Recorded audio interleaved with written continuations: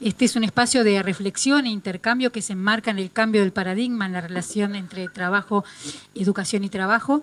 Y para dar apertura formal al mismo contamos con la presencia de María Paz Echeverriarza, encargada del sector de educación de la Oficina de UNESCO en Montevideo, y del señor ministro interino de Educación y Cultura, Óscar Gómez. Vamos a dar inicio, en primer lugar, compartiendo las palabras de María Paz Echeverriarza y luego cerrará el señor ministro. Buenas tardes para todos y todas. Es para nosotros una gran alegría estar aquí con este evento que hemos venido preparando en muchas reuniones con el equipo del Ministerio de Educación y Cultura. Quiero en primera instancia traerles el saludo de la directora de la Oficina Regional de Ciencias de UNESCO en Montevideo, la señora Lidia Brito, que está en misión fuera del país y nos acompañará en uno de los últimos paneles de estos 3 días de seminario. En segunda instancia, quiero decirles que hemos tratado en el equipo que ha preparado este evento de buscar, como dice el título, honrar el título, articular a nivel de invitaciones, para poder realmente reflexionar desde distintos puntos el tema de tan altos desafíos como es la educación y el trabajo. Y augurarnos, los estaré acompañando estos días, así que augurarnos realmente aprovechar y sacarle el jugo a estos días con las personas que van a venir a hacer las ponencias. Y entre nosotros tenemos muy lindas relatorías, personas capacitadas que van a tratar de capturar las distintas posturas y los distintas cuestionantes que llevamos a raíz de este tema. Y bueno, el esfuerzo, digamos, de nuestras organizaciones de coorganizar desde UNESCO y desde el Ministerio este espacio es justamente para eso, para poder seguir avanzando en esta reflexión de tantos entrelazamientos de áreas, ideas, proyectos, etc. Así que bienvenidos y le paso la palabra a nuestro ministro interino.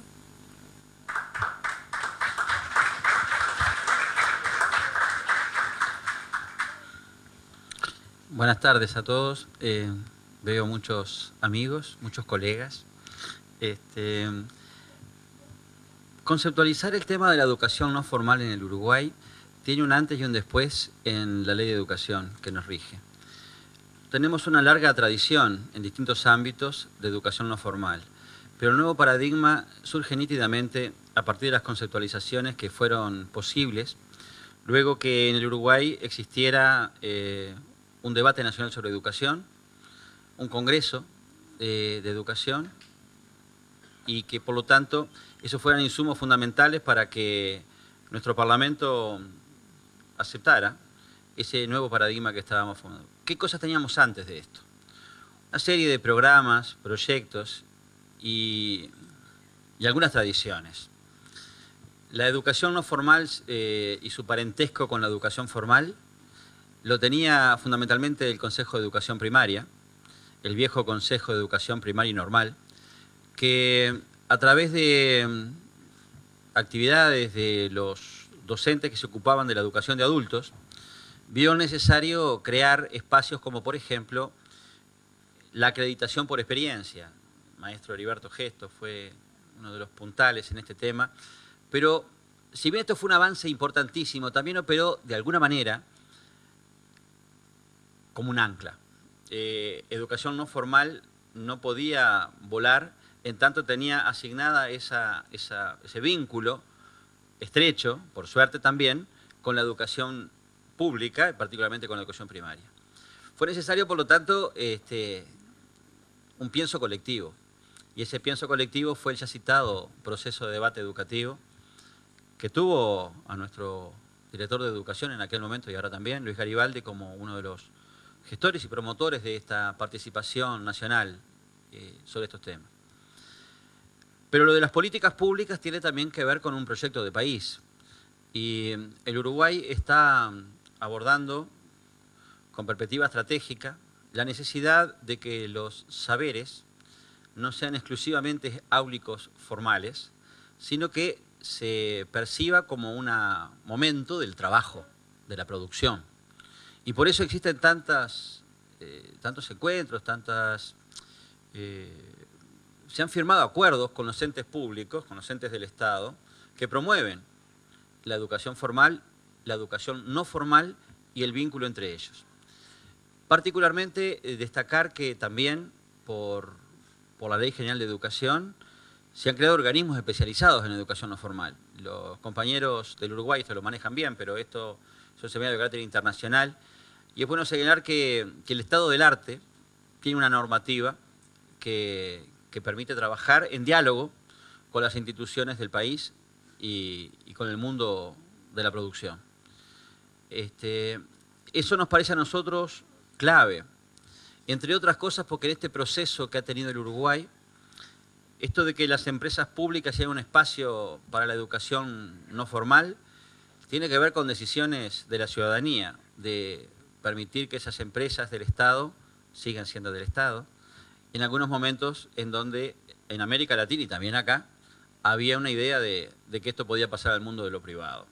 Y bueno, la ciudadanía defendió en varios plebiscitos la posibilidad de que esto fuera, no solamente desde el punto de vista estratégico de las empresas del Estado que estuvieran en el Estado, sino también esta articulación que ahora parece normal, pero que no lo era, si no teníamos esta existencia de esta infraestructura para hacer estos trabajos. En el segundo término, aparte de esta historia de las peculiaridades de nuestro país y de sus políticas públicas en la educación no formal, tenemos también, y forma parte del Ministerio de Educación y Cultura, instituciones educativas no formales que permiten no solamente la ocupación de jóvenes que estaban en situación de haber dejado la educación sistemática, los SECAP nuestros, que tienen no solamente el valor en sí mismo de esa educación no formal, sino también la posibilidad del reingreso a la educación formal. Es decir, que esto sea un puente también, conteniendo la especificidad de la educación no formal, pero que sirva también de puente para el retorno. Creo que esto es un avance también en la normativa del Uruguay, de la cual nos sentimos orgullosos y participantes de ella. Esto es un largo proceso que recoge distintas vertientes, pero que se sintetizan en esta normativa del año 2008, que ha realmente señalado con claridad el nuevo paradigma en la educación no formal en el Uruguay. Un tercer tema que me parece interesante de destacar es la cooperación, el hermanamiento que siempre tenemos con la UNESCO. Los fines de la UNESCO ustedes los conocen. En el Uruguay tenemos no solamente una fuerte y sólida Comisión Nacional de la UNESCO, sino también un fraterno relacionamiento con la oficina regional. Y en ese sentido, podríamos estar quizá más tiempo del necesario enumerando todas las acciones en común que venimos realizando, pero entre ellas los espacios de reflexión, de intercambio y de propuesta son los que antes con el anterior director, con la actual directora ahora, y con la compañía María Paz, que es el nexo entre los procesos que han venido surgiendo en la UNESCO, la oficina regional, tenemos. Yo querría destacar una cuestión de entre casa, que siempre la hago, y los compañeros a veces se ponen un poco sonrojados, y es el fuerte equipo que tenemos en la Dirección de Educación, en el Ministerio de Educación y Cultura, que ha permitido liderar este proceso de nuevo paradigma en la educación no formal. A todos ellos un reconocimiento, absolutamente a todos los que participan en esto. Es un equipo bastante numeroso y se complementa. Se complementa y permite entonces que nuestras participaciones en las aperturas estén seguras de que en el transcurso del trabajo nuestros compañeros, nuestras compañeras, serán quienes ayuden, colaboren, tengan iniciativa y fundamentalmente sean capaces de recoger lo que estas cintallas dejan para incorporarlas a nuestros procesos. Es decir, acá hay una evolución dialéctica y nosotros queremos destacarlo con mucha alegría, que cada encuentro internacional después deja simientes muy fuertes para la interna del Ministerio de Educación y Cultura. A todas y a todos entonces, celebramos que estén y pasaremos al calderín al finalizar esto. Queremos recoger más de una cosa en esto. Muchas gracias.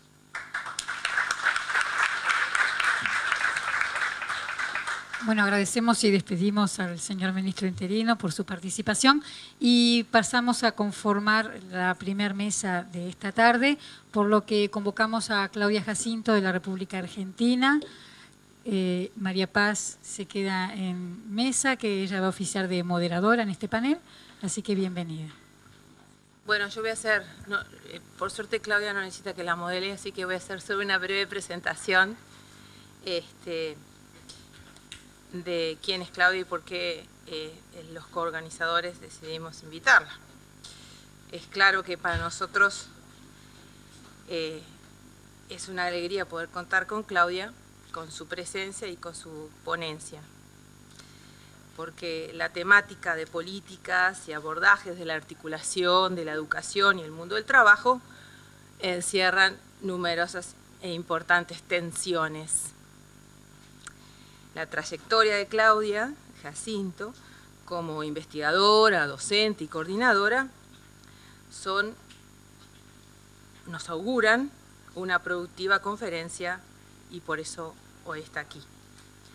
Claudia es licenciada en Sociología de la Universidad de Buenos Aires, la UBA, como decimos en corto, y se doctoró también en la Universidad de París III, en Francia, también en Sociología. Es investigadora principal del CONICET, que es el organismo rector de los investigadores en aquel país, en Argentina. Podemos encontrar en sus trabajos de coordinación, colaboración con diferentes colegas, tanto de Francia como de Argentina. En una primera etapa se observa un esfuerzo conjunto con ellos en la identificación de programas que, teniendo como objetivo la mejora de la equidad en los países latinoamericanos, buscaban abrir camino a la vinculación entre el trabajo y la educación. También un proyecto importante sobre educación técnica terciaria en Latinoamérica, donde se utilizan como caso de estudio los países de Brasil, México y Colombia. Desde nuestro punto de vista, es decir, como profesional de educación de UNESCO, resulta claro observar en su producción y trayectoria como investigadora un interés creciente por el entrelazado de las temáticas de desigualdades sociales, precariedades laborales y el análisis de mecanismos que habiliten la implementación e impacto de políticas públicas. Esta tarea, desde diferentes ángulos, es decir, desde lo educativo, laboral y social de los jóvenes, hace hincapié en los cambios recientes y en las distintas perspectivas, sus alcances planteando distintos desafíos y lo que va marcando agenda, en cierto sentido, para aquellas sociedades y países que buscan la equidad y la justicia social como proyecto país. Claudia, en sus aportes como investigadora, colabora así a una mirada sistémica de distintas políticas que intervienen en la articulación. En la preparación de este evento, como les decía en la apertura, nos preocupaba particularmente con el equipo del Ministerio una mirada integradora sobre condicionantes macroestructurales que determinan las oportunidades y el acceso a diferentes tipos de recursos, así como también las trayectorias y las perspectivas desde la mirada de los jóvenes. Examinar la incidencia que tienen estas políticas, no solo como la observación de las posibilidades de acceso a empleo y la calidad del mismo, sino también como la investigación sobre las huellas o las trayectorias que van dejando en la subjetividad y los saberes de los jóvenes, en tanto forman parte de esa formación profesional de los nuevos y dan sentido, nuevos y viejos, a la misma.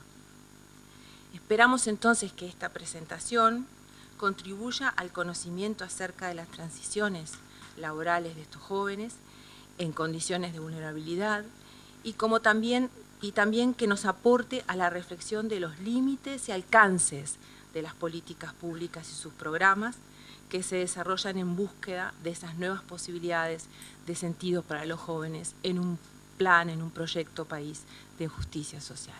Con ustedes entonces, Claudia Jacinto. Hola, buenas tardes. Muchísimas gracias, María Paz, por la presentación. Me asusta tremendamente, porque, bueno, por todas las expectativas que planteaste, pero muy, me gustó mucho el planteo. Bueno, estoy muy contenta de estar acá. Me estaba acordando que la primera vez que vine a hablar al Uruguay tal vez era en este mismo lugar, en 1993, y me había invitado el Foro Juvenil por esa época. No sé si existe todo eso, ¿no? Bueno, y de ahí pasó un largo camino, ¿no? De personal, de investigación y, bueno, de relaciones con el Uruguay y seguimiento de las políticas. Bueno, yo, a ver, les voy a... Escuché aquí recién que están planteando un nuevo paradigma, que la ley les planteó un nuevo paradigma y un nuevo lugar de la educación no formal. Y todo esto detrás de un trasfondo de unas discusiones que en los temas de educación y trabajo están muy presentes, que es el cambio en las miradas sobre la educación y el trabajo. Podemos llamarlo, si ustedes quieren, nuevo paradigma en relación a la educación y el trabajo. Lo que yo voy a proponer acá es cómo hacemos, o cómo hemos estado haciendo, más bien, para remirar estas relaciones, corriéndonos de un paradigma que hemos llamado adecuacionista. O sea, cuando se hablaba de educación y trabajo, la idea era que la educación tenía que adaptar al mundo del trabajo, que la formación profesional, incluso más específicamente, tenía que adaptar a los cambios en el mundo del trabajo, en un paradigma muy basado en la teoría del capital humano, que, bueno, sí, en sus comienzos tuvo el sentido de reivindicar el lugar de la educación en relación a la movilidad social, en relación a las demandas del capitalismo de mayores niveles de calificación, pero que empezó a mostrar serias tensiones a lo largo de las décadas. Y nos planteamos ya en los años 2000 el cambio de este paradigma. Por supuesto no es unívoco, pero yo diría con tres grandes características que voy a plantear como un marco general de esta presentación para después entrar en el tema que ahí propongo en este caso, que es justamente no hablar de la educación y del trabajo desde las demandas de calificación del mercado de trabajo. Bueno, ¿por qué hablamos de un nuevo paradigma? Yo creo que podemos poner rápidamente en cuestión los dos conceptos que están metidos ahí en esa relación, que son tanto la educación como el trabajo, y al mismo tiempo introducir el concepto de sujeto, el concepto de jóvenes, como he trabajado mucho más, el concepto de personas. ¿Por qué decimos nuestro concepto de trabajo ha ido cambiando? Tenemos hoy sobre el tapete discusiones sobre qué es el trabajo decente, si debemos propender al trabajo decente, si ese es nuestro paradigma acerca de qué es un buen trabajo, si esa es también la respuesta de los jóvenes sobre qué es un buen trabajo, el trabajo decente. Tenemos discusiones conceptuales sobre el trabajo digno, que es diferente que el concepto de trabajo decente. No voy a extenderme aquí, después si quieren retomamos todo lo que quieran, ¿no? Y tenemos también una comprensión de un mundo del trabajo que no solo mira grandes transformaciones productivas, tecnológicas, etcétera, y cuánto que eso ha cambiado en los últimos años en relación a la comunicación, bueno, en fin, sino también una mirada sobre un trabajo que cuestiona el trabajo capitalista y que tiene que ver con la consolidación en tránsito o en de un concepto de economía social, y ahí también este diálogo con trabajo decente, buen trabajo, trabajo digno. Todos estos conceptos en su transformación no los teníamos hace 15 años, digamos. Si nosotros hablábamos de economía social, por ejemplo, teníamos un concepto altamente vinculado al cooperativismo. La transformación del concepto tiene que ver con una remirada sobre nuestro sistema social.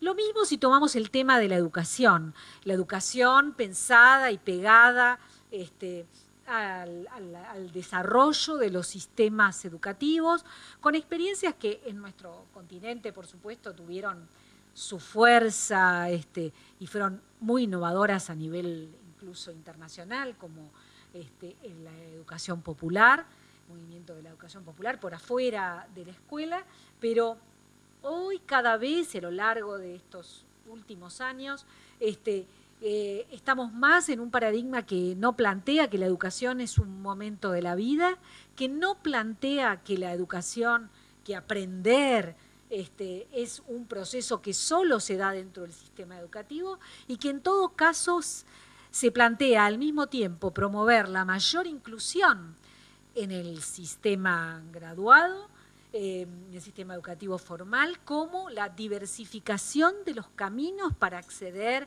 a la acreditación, a la certificación y la diversificación de espacios de formación, incluyendo espacios que dan lugar al reconocimiento de saberes de, por ejemplo, poblaciones originarias.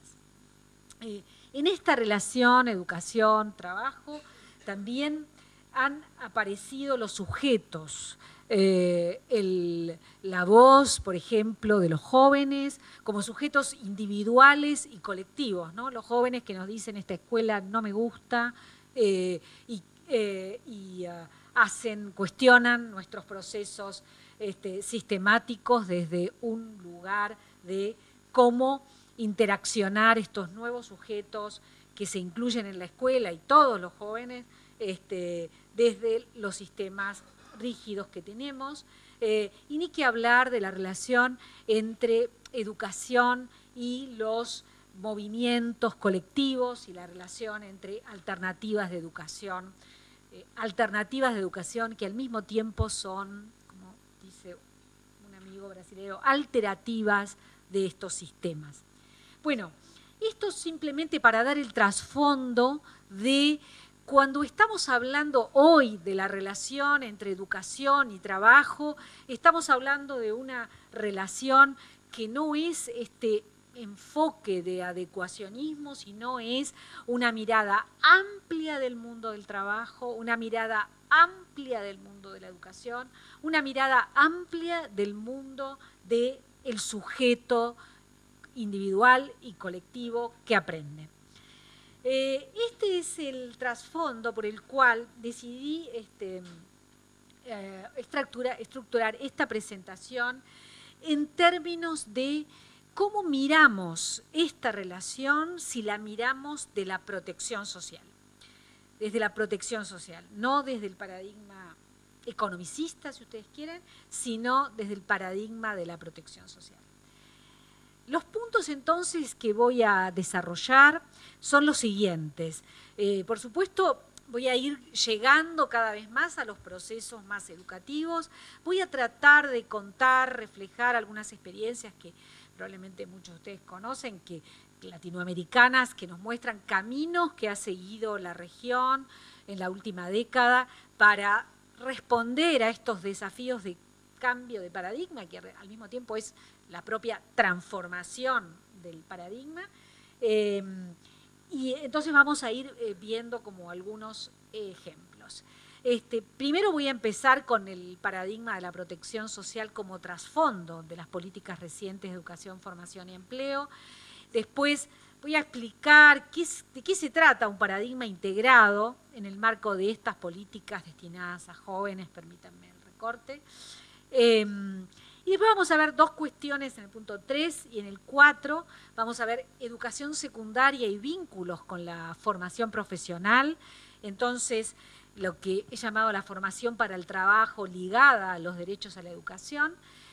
Y por último, los enfoques integrados en las políticas de empleo destinadas a jóvenes, o sea, lo que he llamado la formación para el trabajo como orientación y como puente.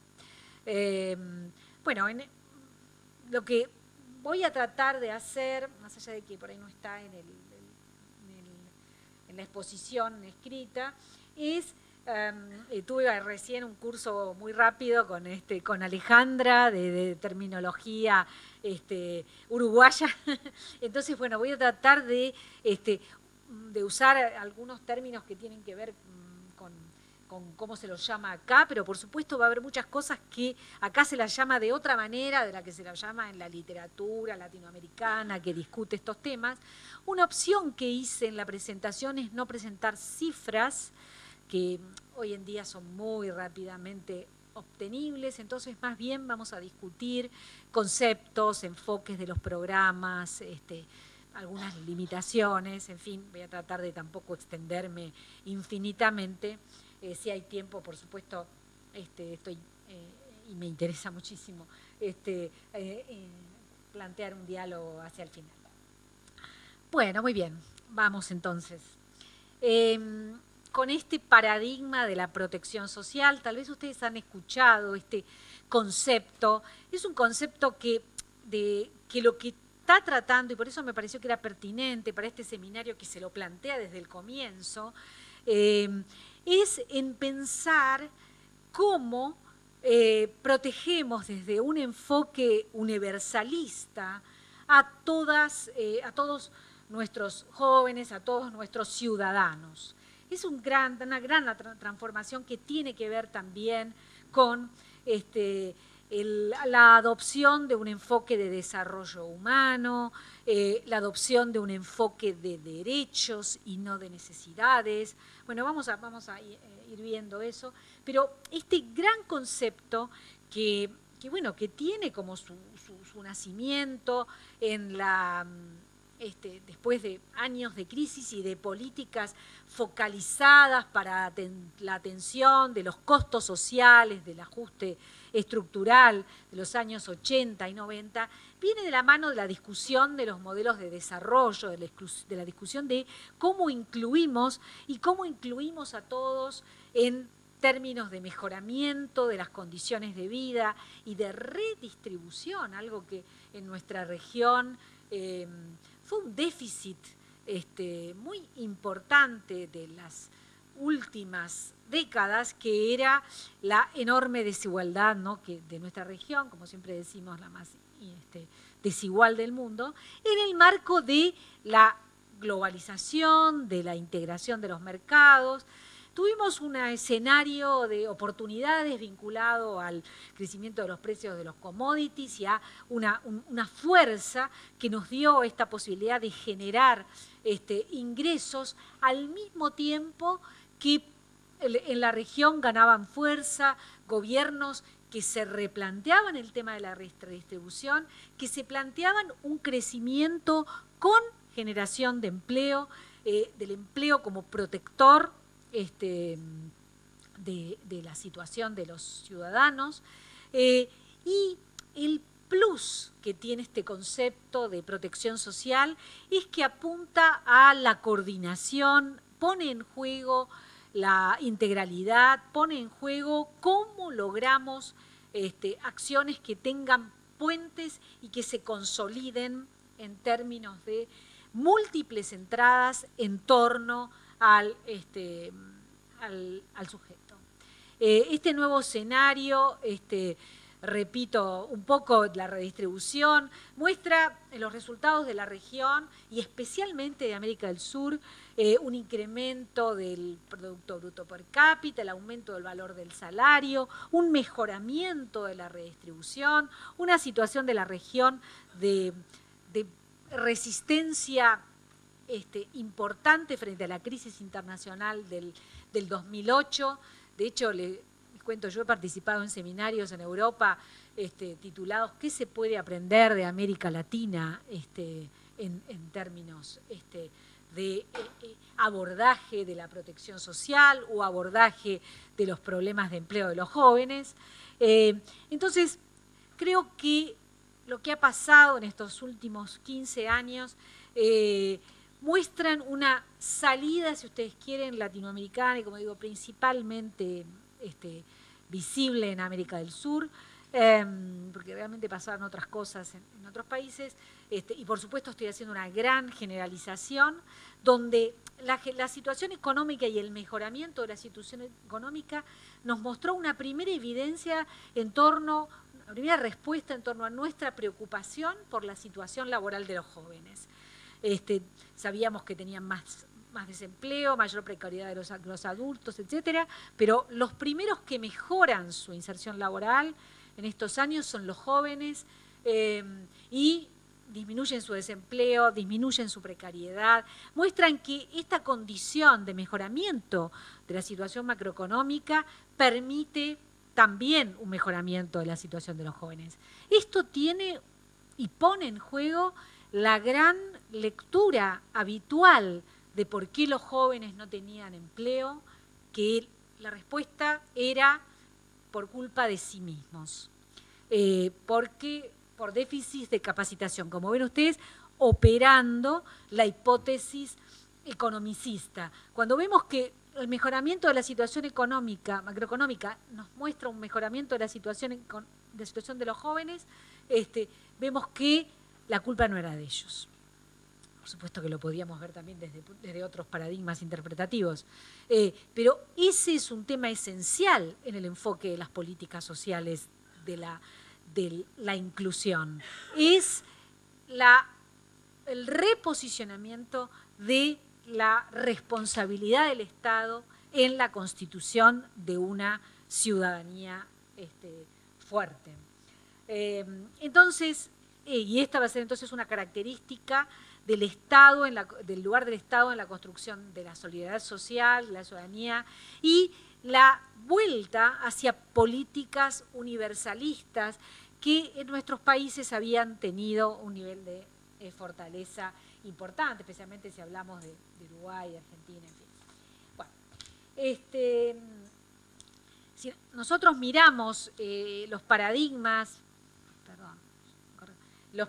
de protección social, en realidad lo que observamos es una evolución de modelos en la década.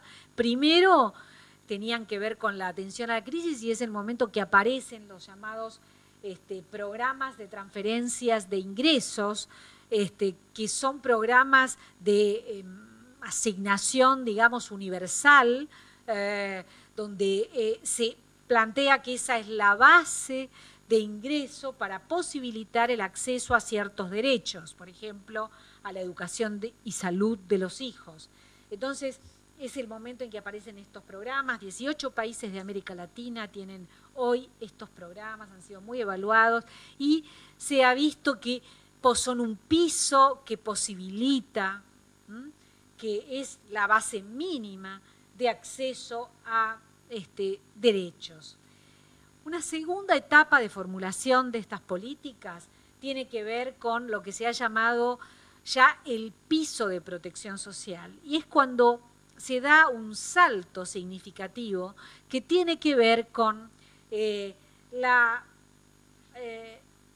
formulación, digamos, de la vinculación de estas políticas que son más típicamente sociales con otras políticas que tienen que ver con salud, que tienen que ser, por ejemplo, cobertura universal en salud, que tienen que ver con las políticas de ampliación de la escolaridad a través de diversas estrategias, que tienen que ver con las políticas de generación de empleo, o sea, un conjunto de políticas generales, y ahí estamos corriéndonos de esta intervención focalizada de los años 90 para generar políticas que se cruzan en lo general y en lo específico, y finalmente un paradigma que plantea que lo que estamos tratando de constituir son más bien sistemas de protección social, y ahí es donde aparece claramente este desafío de coordinación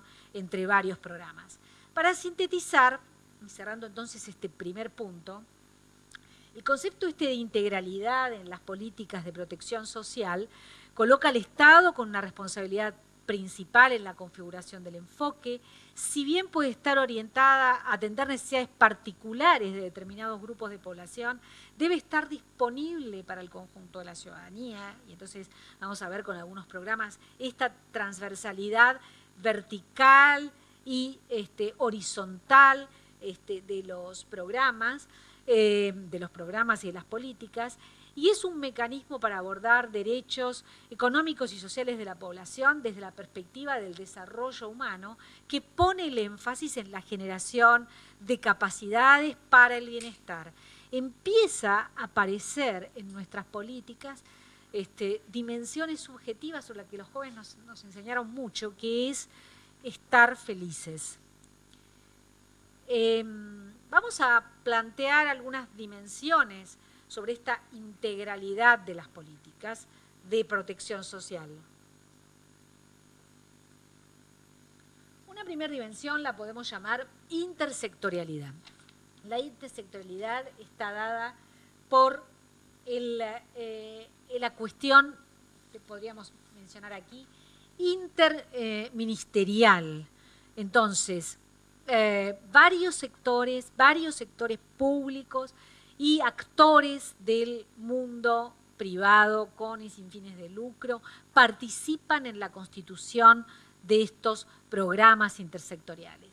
El diálogo entre diferentes sectores públicos, por más que ha sido un objetivo de las políticas públicas, aparece más recientemente en la constitución de programas interministeriales y es siempre al mismo tiempo un desafío y una concreción. Otra característica muy fuerte y que rompe con el paradigma de los 90 es el fortalecimiento de las instituciones permanentes, de la institucionalidad macro, por ejemplo, el ejemplo del propio instituto que ustedes tienen de INEFOP, creo que se llama, de formación profesional, donde se integran los diferentes actores, y de la institucionalidad micro. Yo estoy muy impresionada con la extensión de los ECAP, un modelo que yo conocí, el de acá, hace muchos años, y me parece muy interesante que se haya apostado a ese modelo de generar institucionalidad más allá de los programas que actúan con otros, con actores de la sociedad civil o con actores del mundo del trabajo en general, pero la fuerza de la institucionalidad es lo que permite una referencia fuerte para los jóvenes, ¿no?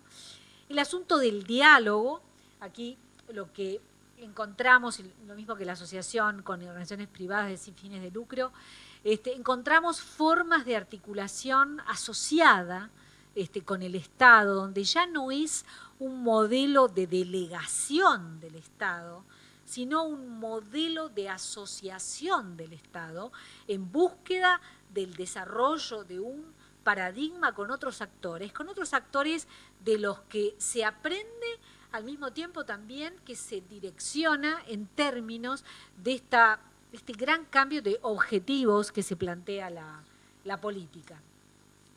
La adopción de una perspectiva, como les decía, amplia del mundo del trabajo, que lo vamos a ver en algunos ejemplos. El asunto de una población objetiva también, donde aparece el sujeto con su voz, y donde el sujeto crea también y encuentra sus propias respuestas en términos educativos y de trabajo. Y después un elemento que también yo veo muy presente en las políticas uruguayas y que con mucha innovación ya de muchos años, que es la importancia de un componente de orientación educativa, laboral, como un derecho. O sea, no estamos hablando de algo que existía, que era, bueno, algún componente, algún curso de orientación laboral, sino una complejización de este mecanismo de la mano de la comprensión de que esto es una parte de la formación para el trabajo, que es una parte de la protección social y que es un derecho del sujeto. Bueno, esto como grandes dimensiones generales. Paso entonces al paradigma más vinculado a las políticas de educación, formación y empleo. Si uno se plantea y mira desde lo que han hecho los países latinoamericanos en esta última década, claramente las dos grandes líneas han sido promover la mayor permanencia en la escolaridad de los jóvenes por las vías regulares, sistémicas o por vías alternativas que permitían la reentrada al sistema formal. Entonces, al mismo tiempo, una valorización de, por ejemplo, la educación secundaria, nuestro gran desafío, el título de educación secundaria y la obligatoriedad. O sea, gracias.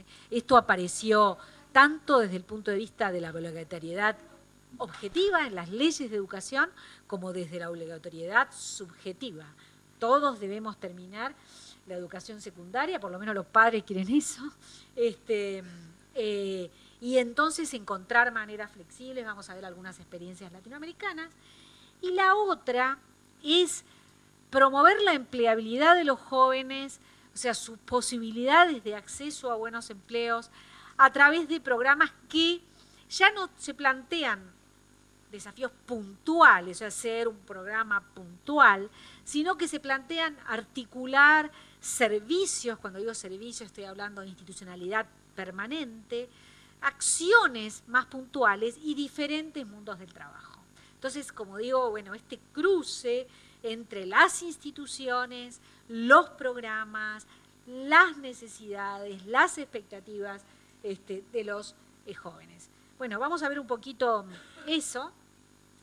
Entonces, yo particularmente, y por el tema de este seminario, planteo ahora entonces ver esta primera parte, promover la mayor permanencia en la escolaridad regular o alternativa, a través de ver lo que ha pasado en los programas, las iniciativas latinoamericanas de vinculación entre la educación secundaria y la formación profesional. Ahí por eso vinculo esta relación en esto que podemos llamar formación para el trabajo, términos muy amplios, porque sabemos que formar para el trabajo, formar para la vida, ligada al derecho a la educación. O sea, como vehículo, como complemento, como apoyo para la terminación de la escuela secundaria.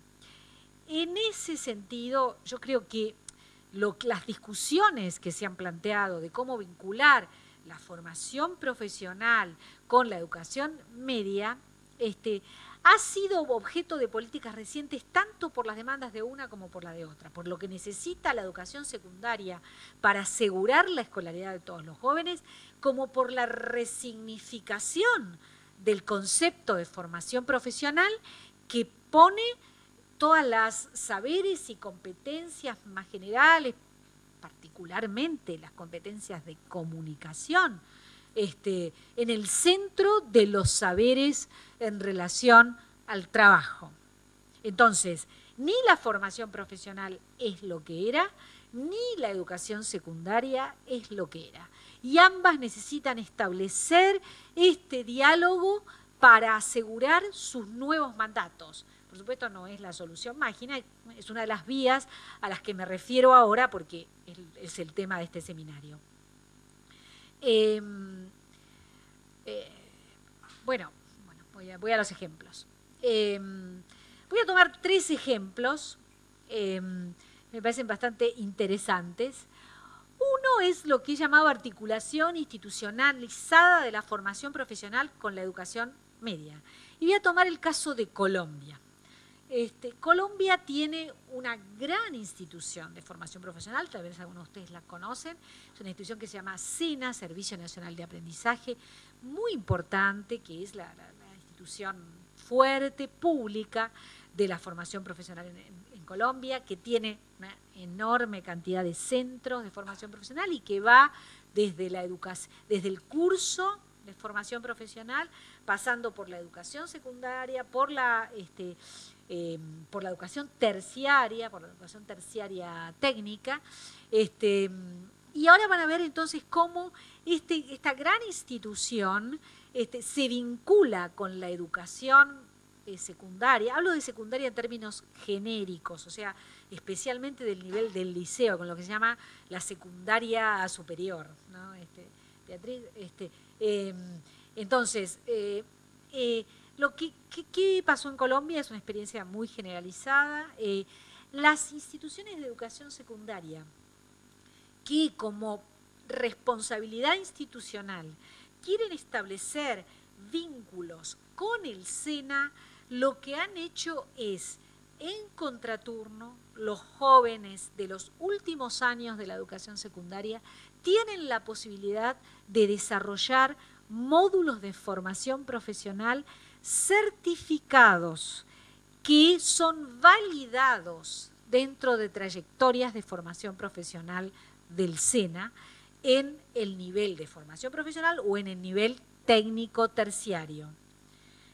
Esto genera una oportunidad para los jóvenes, no solo de motivaciones extra por permanecer en el liceo, no me acuerdo cómo se llama ahora, creo bachillerato, sino en la posibilidad de ir avanzando y de ir garantizando el nivel de continuidad desde la escuela secundaria, porque estos jóvenes ya están vinculados con el SENA y ahora en una etapa superior del programa están con la posibilidad de hacer estos módulos en la universidad también. Entonces, imagínense el impacto que genera este vínculo, esta posibilidad de que no son cursitos así nomás, sino que son cursos certificados que les permiten al joven empezar antes de tiempo la formación profesional o la universidad mismo. Bueno, es un programa interesante, con mucho debate, por supuesto, pero que potenció muy fuertemente al SENA en esta posibilidad de articularse con jóvenes de secundaria y potenció a las oportunidades de los jóvenes y a las propias universidades y centros tecnológicos terciarios. Esta es una de las modalidades que podemos observar. Otro programa que me parece que tiene mucho interés, bueno, expresamente, por eso no voy a decir ejemplos uruguayos, ustedes ya lo van a discutir y no tengo yo por qué decir. Pero en otro programa que me parece de mucho interés, ese programa que en Brasil se llama Brasil Profesionalizado y que también propende a la articulación de la educación media con la formación profesional. Esto se desarrolla tanto en centros de adultos como en centros de educación media que se llaman en Brasil integrada. Y entonces también tiene una modalidad de extender el horario de escolaridad del joven. Han tenido mucho impulso las ciudades en relación al desarrollo de este programa. Hay programas muy potentes de este tipo por ejemplo, en Brasilia, que tuve oportunidad de conocer, pero que también, o sea, la enorme fuerza que tienen estos programas es la movilización institucional que generan en esta articulación entre servicios que dependen de diferentes ministerios o diferentes áreas del ministerio. Imagínense, bueno, para poner un ejemplo, yo no sé si eso pasa acá, pero por ejemplo en Argentina los centros de adultos funcionan en escuelas primarias o secundarias, donde, hasta no hace tanto, la directora de la escuela primaria o secundaria cerraba con llave la dirección y no le dejaba un espacio al director de la escuela de adultos que venía a la noche. O sea, eso era, y estaban dentro de la misma institución, dentro del mismo lugar físico. Bueno, esto es lo que estos programas empiezan a romper, plantean un diálogo necesario a nivel de las instituciones macro y micro, y eso en función de brindar mayores oportunidades a los jóvenes.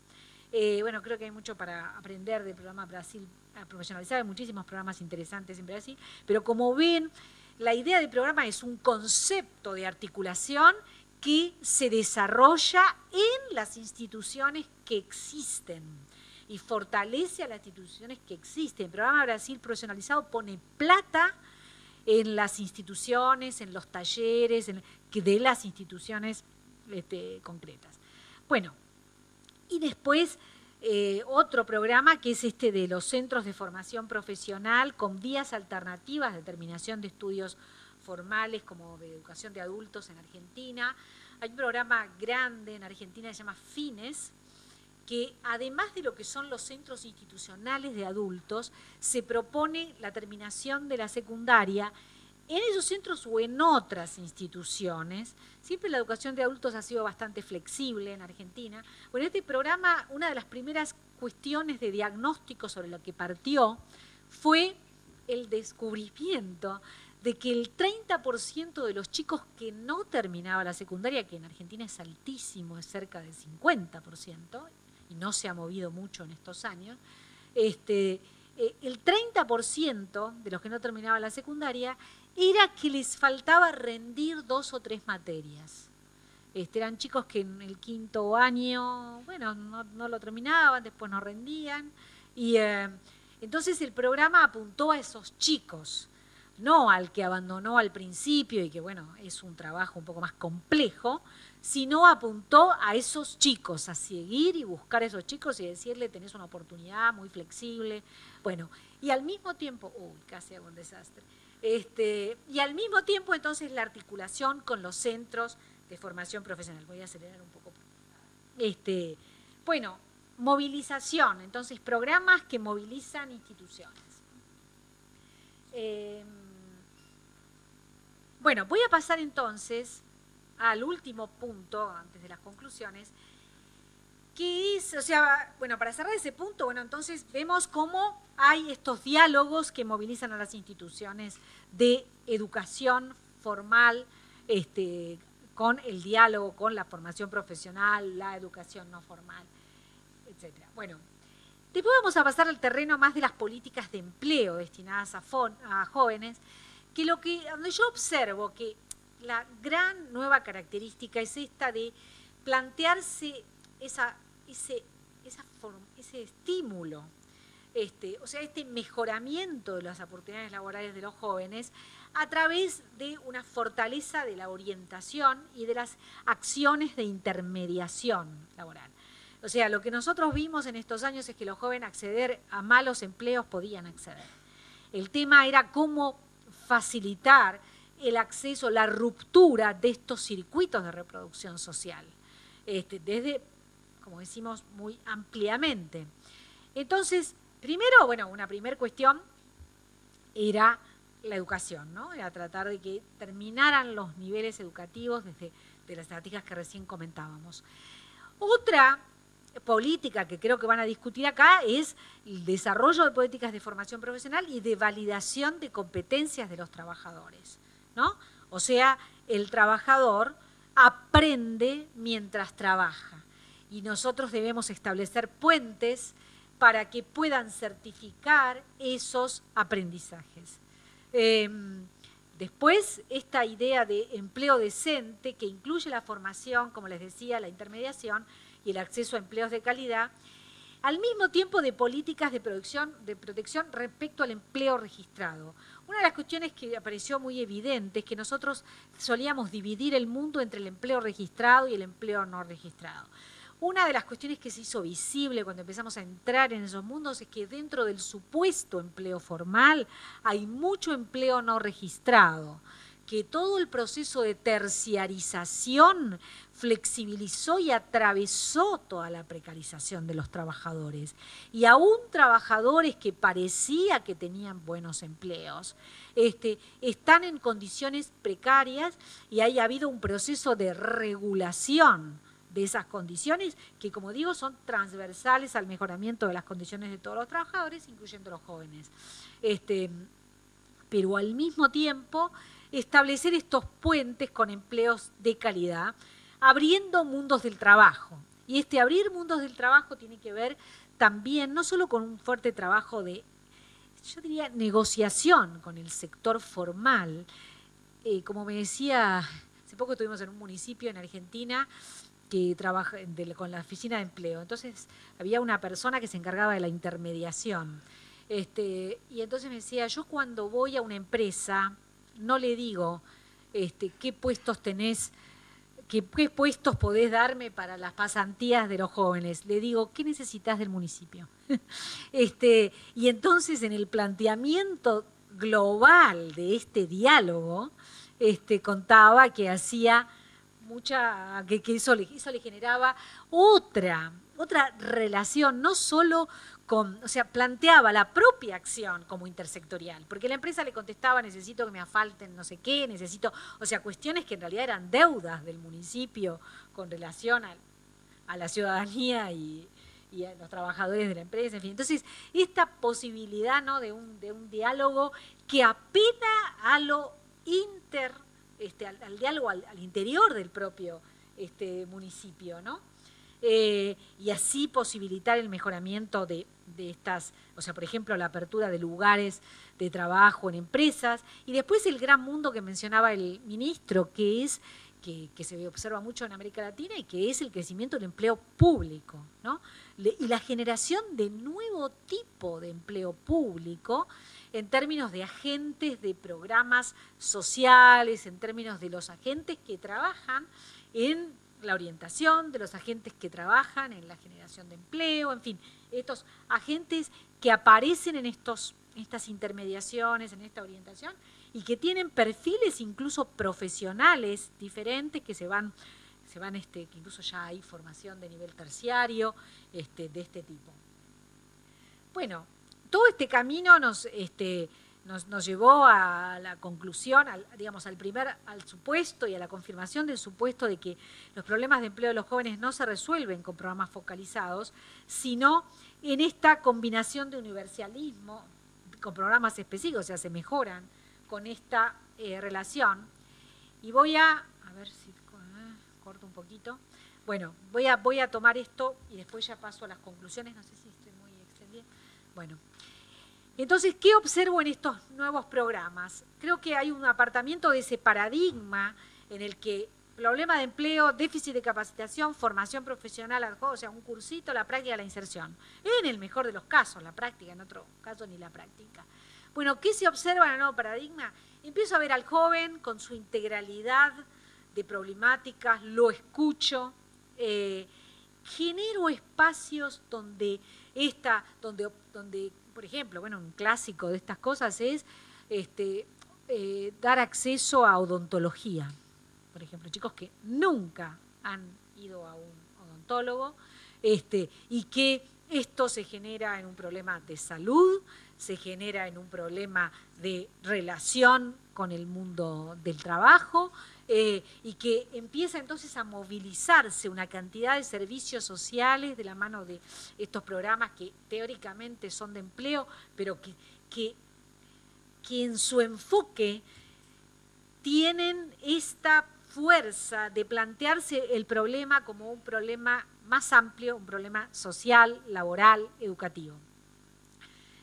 La participación de estas instituciones permanentes, este diálogo social ampliado, donde aparece el movimiento social, donde aparecen los sindicatos, donde aparecen las empresas, donde aparecen, en fin, y este diálogo social que en realidad excede el propio programa, que forma parte de la institucionalidad del diálogo social, que en uno de sus aspectos discute esto. Y después el aspecto que he llamado la subjetivación de la política, que tiene que ver con esta diversidad de prestaciones según el perfil del joven, con la introducción, para mi gusto todavía débil, del concepto de trayectoria. Creo que el ministro también hacía referencia, sin llamarlo así, a la idea de intervenir acompañando diferentes momentos, ¿no? Me olvidé de que es hoy, ahora, cuando estoy con el joven, y entonces en realidad lo que estoy es viendo lo que pasó antes, en términos de diagnóstico, y pensando cómo acompañarlo en un proceso de pensar, de anticipación de su propia trayectoria, o sea, de darle elementos de gestión de su propia trayectoria, sin visiones ingenuas que impliquen, bueno, no, ahora hace este cursito y ya está, pero esta introducción del concepto de trayectoria, que se refleja en las formas de abordaje, que se refleja en todo caso en los seguimientos en la idea de seguimiento, en la idea de orientación, en fin, aparece como introduciéndose un énfasis, como les decía, en la orientación y en los procesos de, ¿qué quiere decir orientación, no? Muchas veces incluso lo vemos mucho con los jóvenes más vulnerables, ¿no? Como decía alguien que también con el que conversé hace poco, decía, a los jóvenes más vulnerables no se llega, porque en realidad cuando nosotros desarrollamos un programa social hay como una especie de andamiaje de bajada del programa social al que termina siendo captado por quienes ya participan en otros programas sociales. Y los más vulnerables son los más complicados en términos de problemáticas y es donde más tenemos que hacer el 1 a 1, ¿no? Donde más tenemos que hacer este trabajo de bueno, ¿qué te pasa? Y no tanto qué problema de educación o de trabajo tenés, ¿no? Y ir un poco construyendo con el joven esta trayectoria, que creo que SECAP sabe mucho de eso. Y bueno, todo este trabajo de inducción al mundo del trabajo. Después, la cuestión de diferentes tipos de empleo, de autoempleo, economía social, en fin. Entonces, esta idea de, bueno, ir construyendo sin poner etiquetas, ¿sí? Y sin ir llegando con menúes de respuesta adaptables, flexibles, en este diálogo de construcción local también, por supuesto, acá estamos hablando de una dimensión sectorial importante, y bueno, esta aproximación, ¿no? Bueno, entonces voy a empezar a cerrar con las conclusiones y algunos interrogantes. Creo que todo este camino refleja cambios en las concepciones acerca de la inserción laboral de los jóvenes, en los modelos institucionales, nosotros hablamos a veces de nuevas institucionalidades, y en las tramas de relaciones entre las diferentes políticas de educación, formación, empleo.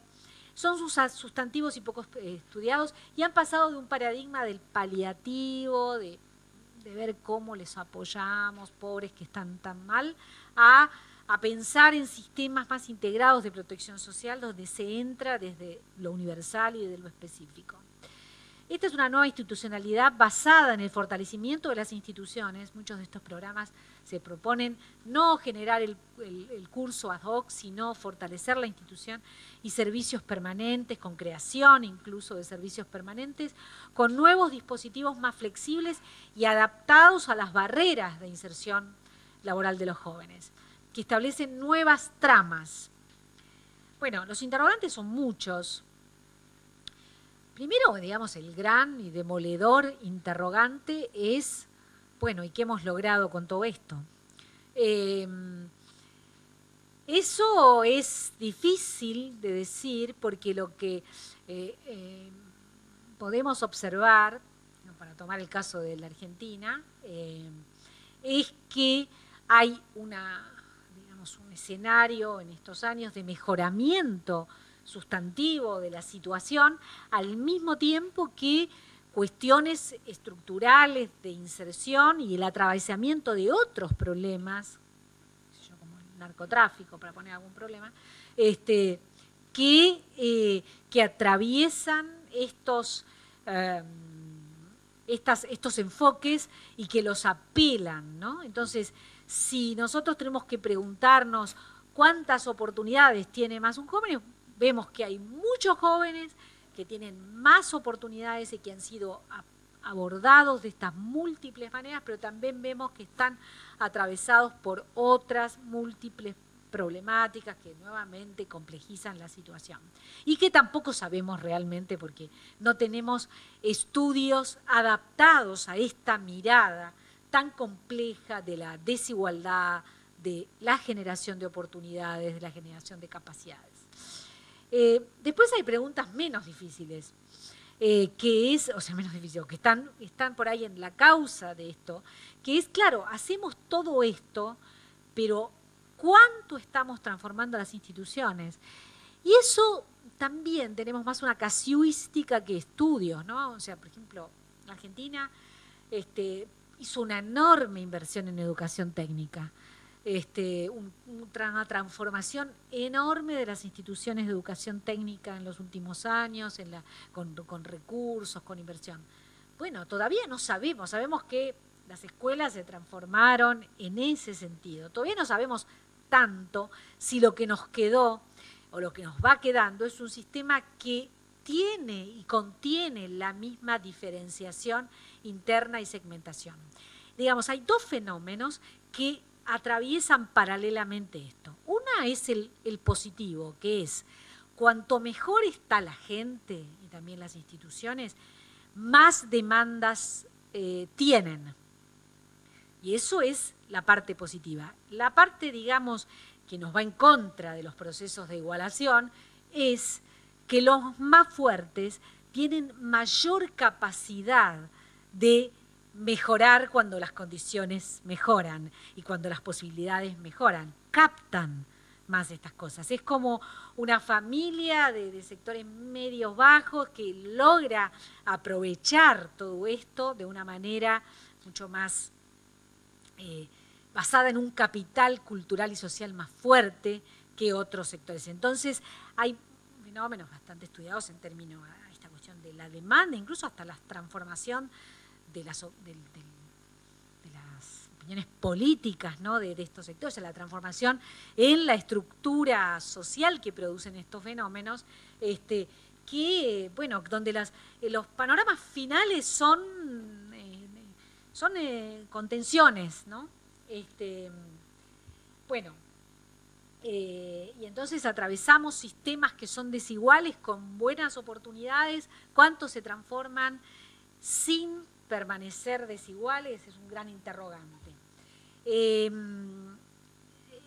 Bueno, después están los actores, ¿no? Nosotros creemos mucho en los actores, todos los que trabajamos en educación sabemos lo que hace un buen director en una escuela y lo que hace un mal director. ¿Cuánto podemos transformar estructuralmente, no sé, los mecanismos de selección? Por ejemplo, en la Argentina nosotros tenemos un problema muy recontra serio de ausentismo docente. Tan serio que uno casi puede decir, ¿y si la deserción educativa está vinculada al ausentismo docente? O sea, casi no lo sabemos, porque los chicos tienen muchas horas libres, entonces un problema, digamos, estructural, que resulta que nos estamos matando con dispositivos pedagógicos, pero no venía por ahí. Bueno, lo digo así para decirlo medio bruto, ¿no? Pero a veces nos pasan estas cuestiones. Después, por supuesto, está la gran heterogeneidad. Si hablamos de rural y hablamos de urbano, estamos hablando de realidades diferentes. Si hablamos de diferentes sectores de la economía, si hablamos de la construcción, que ha sido un enorme motor de generación de trabajo en estos años, pero al mismo tiempo un sector de demanda de jóvenes de bajos niveles de calificación y de enorme informalidad. Entonces, nosotros miramos, estamos estudiando particularmente la construcción. La construcción está dividida en dos. El 50% de trabajo informal, el 50% de trabajo formal, interesantísimo, muy estructurado en el diálogo sindicato, empresa, Estado, pero bueno, abarca el 50% de ese sector, ¿no? Entonces, está la parte buena y está la parte no tan buena, y qué podemos hacer con la no tan buena. Entonces, no podemos hablar en términos generales. Acá en la construcción hay un sector sindical fuertísimo, que es el que, bueno, un poco protege también todo esto. Pero ¿qué hacemos con todos los sectores donde no hay este diálogo social de esta fortaleza, ¿no? Y bueno, la pregunta que ya les decía de cómo intervenir en las poblaciones más vulnerables, que siempre lo tenemos en la agenda, que siempre es un desafío, porque cuanto más gente abarcamos, nos sigue quedando como ahí ese núcleo, y donde la complejidad de la problemática, por supuesto, es mayor, ¿no? Bueno, creo que ya voy a dejar aquí. Muchas gracias.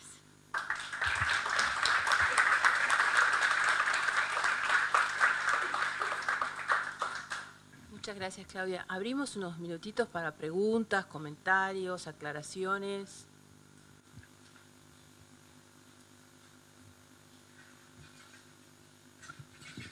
comienzo siempre cuesta, pero...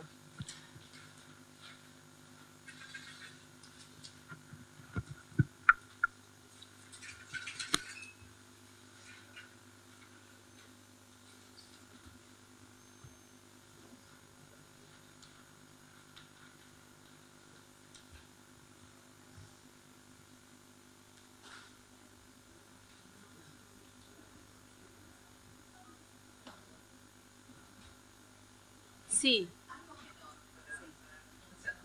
Claro.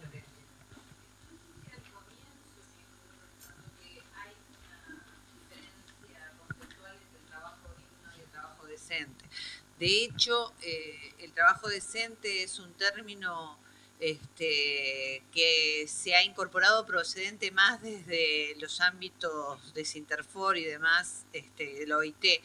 Entonces, pero en las reivindicaciones de los gremios se habla de trabajo digno. Entonces, como tú hiciste referencia a esa diferencia conceptual, te agradecería si podés esclarecerlo, porque para nosotros, inclusive a veces el término de trabajo decente no es bien tomado en cuanto a las características del trabajo.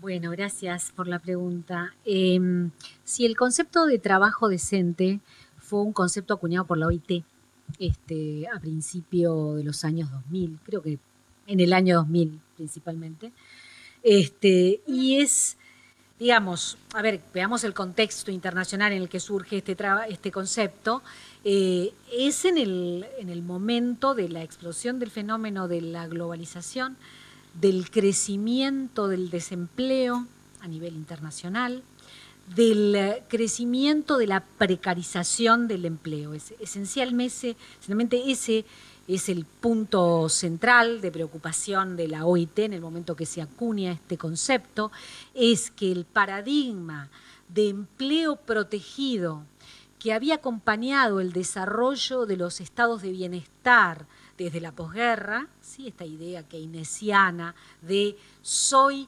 trabajador, soy ciudadano y tengo acceso a los derechos de la protección social, o sea, tengo acceso a salud, tengo acceso a jubilación, tengo acceso a turismo, tengo acceso a diferentes otros derechos, tengo una asignación para que mis hijos vayan a la escuela. Entonces, la preocupación de la OIT en ese momento, que es la Organización Internacional del Trabajo, estamos ante un proceso de precarización del empleo, o sea, de ruptura de este paradigma keynesiano protector. Las razones de la ruptura de este paradigma, en fin, no las vamos a desarrollar acá, han sido muy discutidas, pero lo esencial es el crecimiento del sector terciario, y las formas de contratación en el sector terciario, la aparición de leyes de empleo que consolidaban formas de empleo precario, todo el proceso de tercerización de las empresas, o sea, esencialmente subcontratación, por ejemplo, los servicios de mantenimiento que antes estaban al interior de la empresa pasan a ser otra empresa, el servicio de comida, el servicio de limpieza. Entonces esas empresas que ahora las empresas grandes subcontratan ya no tienen las condiciones de empleo protegido que tenían las empresas. Entonces, ¿qué es lo que tratan de hacer desde la OIT? Un enorme impacto conceptual, creo, que acá, bueno, la oficina es Sinterfor, que es decir, el empleo debe ser decente, ¿no? Como respuesta a los procesos de flexibilización laboral y de precarización laboral. ¿Qué quiere decir en su definición inicial el concepto de empleo decente, y básicamente quiere decir un empleo en blanco, protegido, donde el trabajador accede, o sea, la definición de empleo decente es prácticamente el empleo del modelo keynesiano. Después, la OIT empieza a abrir un poquito más porque pone, digamos, está toda la discusión en torno al sector... ¿Qué tal? ¿Cómo te va? Tendrías que hablar vos. Al sector del emprendedorismo, al sector de la generación del propio empleo, al empleo, digamos, que aparece con una protección desde el propio trabajador, pero siempre con la atención de si ese trabajador está protegido. Digamos, yo creo que es una enorme bandera la de empleo decente que utilizan los ministerios de trabajo en general. No sé cuáles son las tensiones que contabas con respecto acá, pero lo que se observa desde otros actores es esta aparición del concepto de empleo digno, donde lo que le ponen, digamos, como tensión al concepto de empleo decente es el tema de la participación del sujeto en la generación de los ingresos en buenas condiciones como parte de un empleo que puede no ser decente en ese paradigma, pero sí genera condiciones de dignificación del sujeto. Por ejemplo, estamos hablando de los movimientos sociales, que no están dentro del empleo, del paradigma de empleo decente, sino lo toma como al pie de la letra, ¿sí? O sea, en realidad el escenario es lo que todos dejan afuera son las condiciones de explotación, son las condiciones, por supuesto, de extrema, de empleos, de explotación y de condiciones indignas, si se quiere, de trabajo. Digamos, el corrimiento tiene que ver con poner en el foco las condiciones de trabajo de una manera un poco más amplias, como dignas, un poco más amplias que las que pone este gran concepto de empleo decente, que ha sido el regulador de realmente las relaciones de empleo. No sé por eso cuál es la discusión acá en Uruguay. Pero eso es lo que uno observa. Por supuesto, yo también escribí con un grupo que trabajaba conmigo hace unos años un artículo sobre qué es un buen empleo para los jóvenes. Y nosotros, en base a una investigación, lo que veíamos es que el buen empleo para los jóvenes tampoco se parece tanto al empleo decente. En el sentido, digamos, en la dimensión subjetiva. Los jóvenes jóvenes de 18 a 24 años que entrevistamos, querían un empleo a medio tiempo para poder articularlo con la educación, les interesaba mucho el ambiente de trabajo y aprender. No les interesaba tanto si le hacían o no le hacían aporte jubilatorio, porque ahí está el concepto que yo les decía de trayectoria. O sea, las cuestiones cobran significación en cada momento de la vida. Entonces, es una cuestión que uno le pone en juego cuando tiene un gran concepto que es un paradigma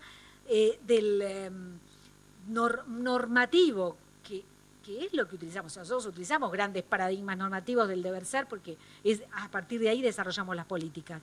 Pero después están las visiones de los sujetos y están los momentos, las situaciones, que esto es lo que se empieza a poner en juego, ¿sí? Y a discutir. Más allá de que el concepto, digamos, que ha tenido un enorme éxito, ha sido, y que nos pone de un lado del mundo del trabajo y no del otro, es el concepto de empleo decente de la OIT, ¿no? Que también, dicho sea de paso, también quien fue el organismo internacional que puso sobre el tapete el concepto de protección social. O sea, porque esto viene de las nuevas formulaciones de la cuestión social.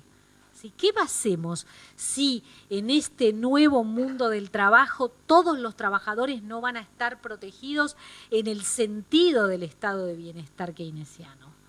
Entonces es decir, bueno, como plantea un gran autor francés, Castel, ¿no? ¿Cuáles son otras formas de proteger más allá del trabajo? Y eso es lo que nos tenemos, que más allá de la relación entre el trabajo y la protección.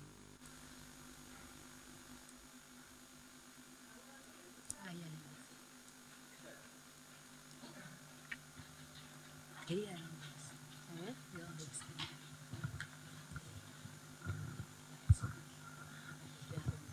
No sé. ¿Te presentas? Sí, Carlos Pereira. ¿Y de qué ubicas y dónde trabajas para ubicar un poco el perfil? Capacitación para el trabajo, educador. Ok. Y gracias por toda esta presentación. Y en esta misma línea, hay un sector fundamentalmente acá en Uruguay, sector servicios, que es uno de los sectores que más reclama en cuanto a la posibilidad de contratar personal para desempeñar sus tareas.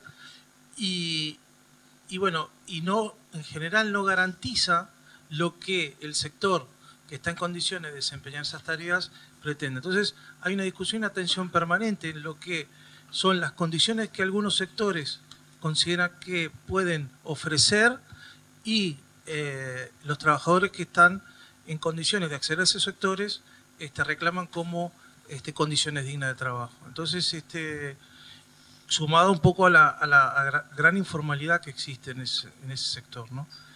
Y cuando tú hablabas hoy de inserción, ¿no? Inserción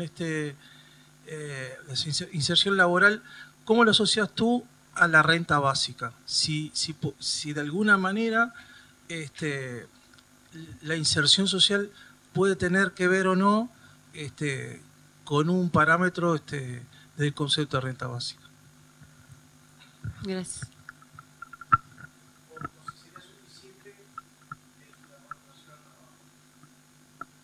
¿No sé si sería suficiente?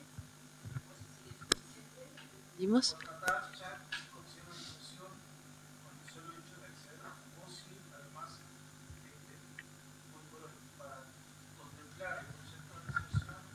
Tiene que haber algo más que una contratación formal.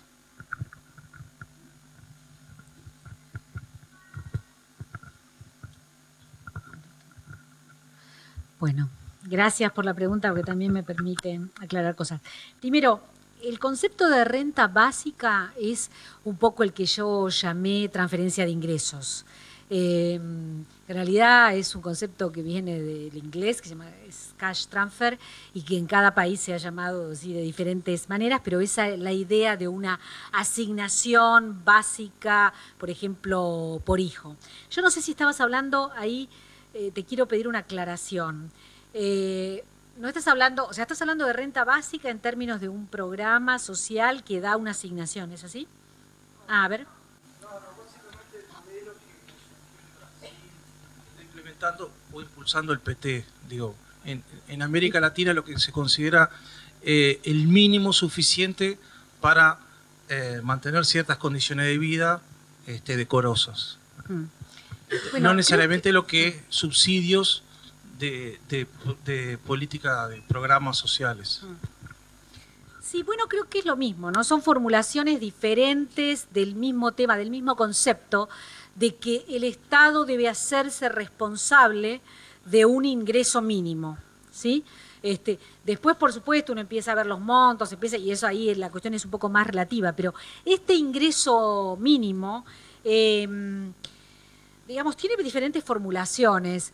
En los niños y adolescentes, este ingreso mínimo está asociado, todos los programas de los que yo hablé están, me olvidé, por ejemplo, ahora me acuerdo de hablar de los programas de becas también. O sea, son dispositivos que generan un ingreso, un mínimo, o sea, que le dan a la familia la posibilidad de acceder a otros derechos, ¿sí? Entonces, en el caso de los jóvenes y los adolescentes y los niños, está asociado a la escolaridad. En el caso de los trabajadores, es garantizar en algunos programas de empleo esta renta básica. Si te entendí bien, porque tu pregunta tuvo dos partes, una vinculada a los servicios y otra vinculada a esta parte de inserción social.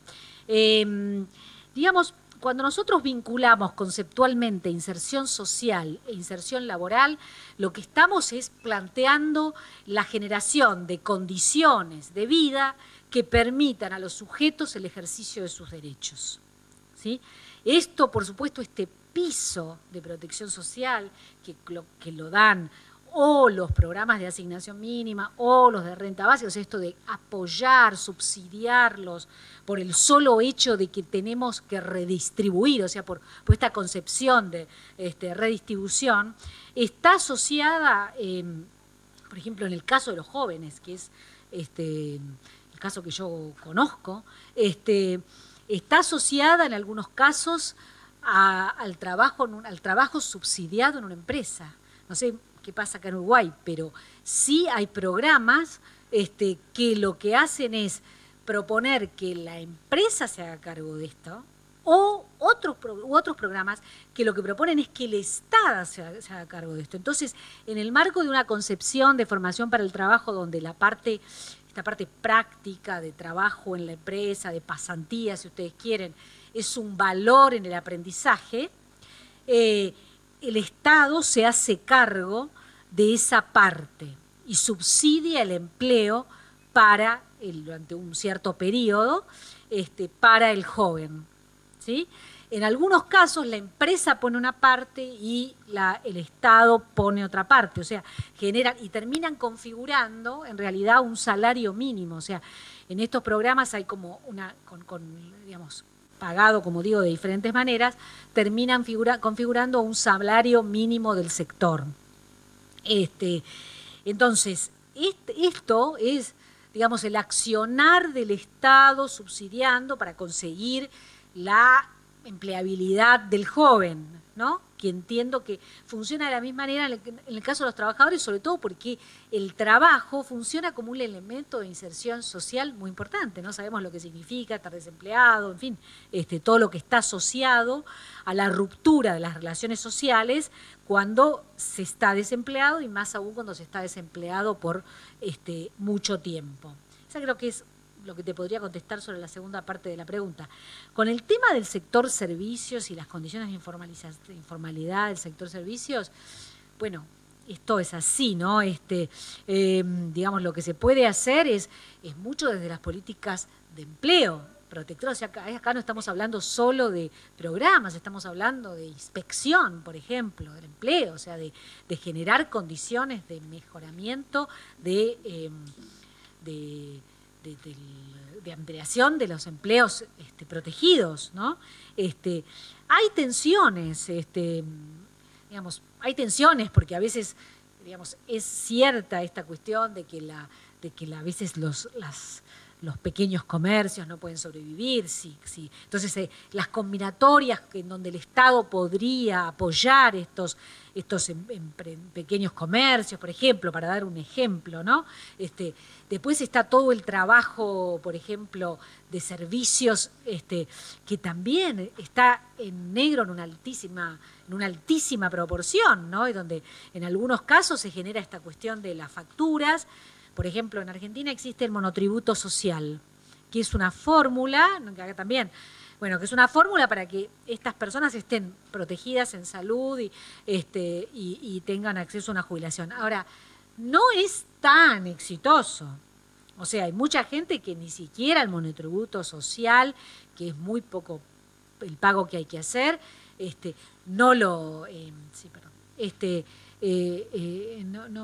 acceden, no les resulta, ¿no? En la venta de servicios. Entonces, es una construcción donde está yo creo que está en la generación de condiciones de control por un lado, de viabilidad económica por el otro, de trabajo con las personas y con los emprendimientos, o sea, es un trabajo en múltiples dimensiones, ¿no?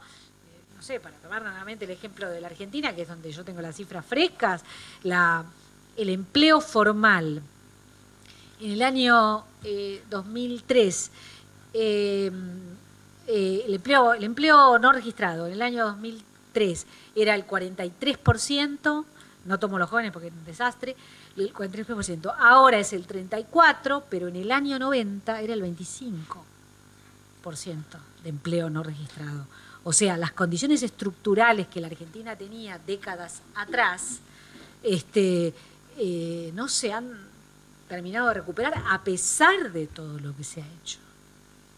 O sea, entonces, y ha sido, por ejemplo, uno de los sectores más duros de intervención de las políticas, a pesar de que se recreó la inspección en el Ministerio de Trabajo, etcétera, etcétera. O sea, hay dos cosas que no bajaron en función de la inversión que se hizo, por decir de alguna manera. Una fue el empleo no registrado, o sea, bajó pero no tanto, y la otra fue la terminación de la secundaria. Que bueno, son problemas más complejos que todo lo que hicimos. La secundaria. Terminación secundaria. Que está en torno al 55%. A los 20 años el 55% terminó la secundaria. Muy bien.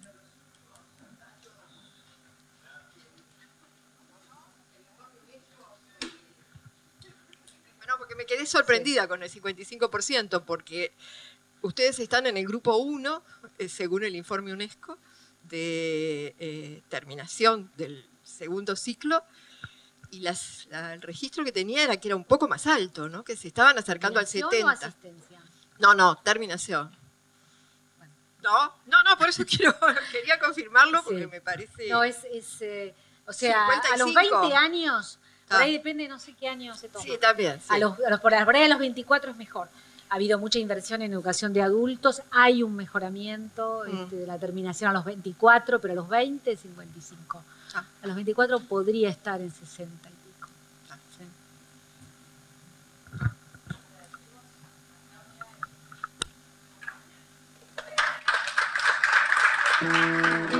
Asuntos públicos. Para conocer mejor, para saber más.